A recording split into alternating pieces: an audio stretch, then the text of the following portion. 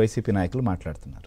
ఇంకోవైపు మెడికల్ కాలేజీలు 17 నిర్మించి ఆంధ్రప్రదేశ్లోనే ఒక కొత్త చరిత్రకు మేము సృష్టించాలని చూస్తే వాటినన్నింటినీ కూడా ప్రైవేటుకు దారాదత్తం చేస్తున్నారు. ప్రైవేటు వ్యక్తులకు లబ్ధి చేకూర్చి పేదవాళ్ళకి మెడికల్ సీట్లు దూరం చేసే ప్రయత్నం చేస్తున్నారు. అందుకోసమనే పీపీపీ పద్ధతిని తెరపైకి తెచ్చారు అనేటువంటిది ప్రధానమైనటువంటి అజెండా. అందుకోసమే జగన్ వస్తున్నాడు, కోటి సంతకాలు కూడా సేకరించాలని చెప్పి వాళ్ళు మార్చారు. సో నిజంగా పేదలకు దూరం చేసేదానికే పీపీపీ పద్ధతిని ఎంచుకున్నారా? ఇప్పుడు ఒకటండి, జగన్మోహన్ రెడ్డి ఎజెండా, వైసీపీ నాయకుల ఎజెండా ఒకే ఒక ఎజెండా ఏంటంటే అద్భుతమైన పరిపాలన అందిస్తున్న ఎన్డీఏ కూటమి ప్రభుత్వాన్ని ఏదో విధంగా డిస్టర్బ్ చేయాలని ఒక ఆలోచన. ఎందుకంటే వీళ్ళకి ఆల్రెడీ గత ఎన్నికల్లో ప్రజలు నూకలు చెల్లేశారు. ఇంక భవిష్యత్తు మాకు మనుగడ ఉండదు. ఇప్పుడు చంద్రబాబు నాయుడు గారికి ఇచ్చిన సహకారం, ఇప్పుడు మోడీ గారు ప్రధానమంత్రి గారు ఇచ్చిన సహకారంతో చంద్రబాబు నాయుడు గారు, పవన్ కళ్యాణ్ గారు, బీజేపీ నాయకత్వం కలిసి అద్భుతమైన పరిపాలన అందిస్తుంది. చూసి ఓరవ లేక గానీ, లేకపోతే ఇంకొక మాట కూడా చెప్పుకోవాలి, వీళ్ళ ఎజెండా అంతా కూడా ఇప్పుడు కూడా మీరు రూట్ మ్యాప్ కోసం మాట్లాడారు. వాళ్ళ లైఫ్ లో రూట్ మ్యాప్ ప్రోగ్రామ్ గా కాదండి, వాళ్ళ పార్టీకే రూట్ మ్యాప్ లేదు, ఒక ఎజెండా లేదు, ఒక ఆలోచన లేవు. అందుకే ఎప్పుడు కూడా ఏంటంటే వారికి ఉండే ఎజెండా, ఒకే ఎజెండా ఏంటంటే ప్రజల్ని స్వేచ్ఛగా ఉండేవారు, ప్రజలు ఆనందంగా ఉంటే వారు తట్టుకోలేరు. ఇలాంటి భాగంలో పర్యటన చేస్తారు. ఉత్తరాంధ్ర మీద జగన్మోహన్ రెడ్డికి ఈ రోజు కాదండి, చాలా సంవత్సరాల కింద నుంచి ఒక రకమైన ద్వేషం ఉంది. అందుకే ద్వేషం ఉంది కనుకే ఉత్తరాంధ్ర సంబంధించిన మొత్తం వ్యవస్థలను కూడా నాశనం చేశారు. ఎట్లా నాశనం చేస్తారంటే ఒకే ఒక ఉదాహరణ చెప్తున్నాను.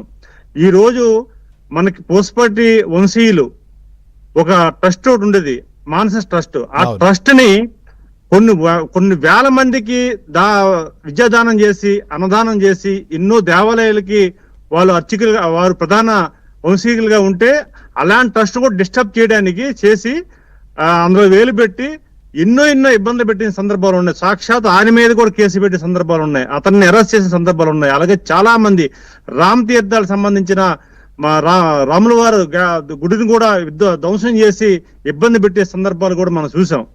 అలాగే ఈ రోజు ఉత్తరాంధ్ర అభివృద్ధికి ఒక కులమానికమైన ఎయిర్పోర్ట్, భోగాపురం ఎయిర్పోర్ట్ సంబంధించి ఆ రోజు చంద్రబాబు నాయుడు గారు శంకుస్థాపన చేశారు. కేంద్ర మంత్రి అశోక్ గజపతి ఉండగా శంకుస్థాపన చేసిన ఎయిర్పోర్ట్ ని 5 ఏళ్ళలో కనీసం ఒక పని కూడా చేయకుండా దానిని కూడా నిర్వీర్యం చేశారు.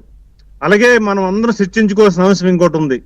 ఈ రోజు మనం ఋషికొండ సంబంధించి 500 కోట్లు పైబడి ఒక వ్యక్తి కోసం ఒక మభ్యపెట్టి ఉత్తరాంధ్రలో వైజాగ్ లో మేము అమరావతి ఏదైతే రాజధాని చేస్తామో అమరావతిని డిస్టర్బ్ చేస్తామని ఏదైతే ఆలోచించి మభ్యపెట్టి తన నివాసం కోసం 500 కోట్ల రూపాయలు ప్రజాధనం వృధా చేసి ఈ రోజు నేనుంటుంది ఏంటంటే ఈ సందర్భంగా మీరు చేస్తున్న మెడికల్ కాలేజీలు ఎంత డెవలప్ చేశారో ప్రధానికి తెలుసు. నువ్వు రాయలసీమ బిడ్డ అని చెప్పుకుంటున్నావు కదా, రాయలసీమ బిడ్డ కర్నూలు, అనంతపురం జిల్లాల్లో శంకుస్థాపన చేసినవి ఎలా ఉన్నాయి, ఏ స్థాయిలో ఉన్నాయో మొన్న మేము డిస్ప్లే చేశారు, అక్కడ ప్రజలు డిస్ప్లే చేశారు. నువ్వు కట్టిన బ్రహ్మాండమైన మెడికల్ కాలేజీలు అవి ఒకసారి చూడండి. అలాగే ఇప్పుడు మీరు యుద్ధం చేసిన చాలా ఉన్నాయి ఉత్తరాంధ్రలో. కాదు 3 రాజధానులు, అందులో పరిపాలన కూడా విశాఖపట్నం నుంచి చేస్తామని చెప్పి గతంలో చెప్పారు. మీరేమో ఉత్తరాంధ్ర పైన ద్వేషం ఉంది అని అంటున్నారు. అంటే ద్వేషము లేకపోతే అక్కుస లేకపోతే ఓడిచ్చారనా లేకపోతే ఏంటి అసలుకి? గతంలో కూడా విశాఖపట్నంలో సరే, ఇప్పుడు మనం కొన్ని విషయాలు మనం మాట్లాడుకోవాలి ఉత్తరాంధ్ర సంబంధించి. ఎందుకంటే లాస్ట్ టైం మన ఎన్నికల్లో బిఫోర్ 2014 జరిగిన ఎన్నికల మీద ప్రస్తావన చేసుకోవాలి. అప్పటి నుంచి స్టార్ట్ అయ్యింది దానికి ఒక కక్ష సాధింపు.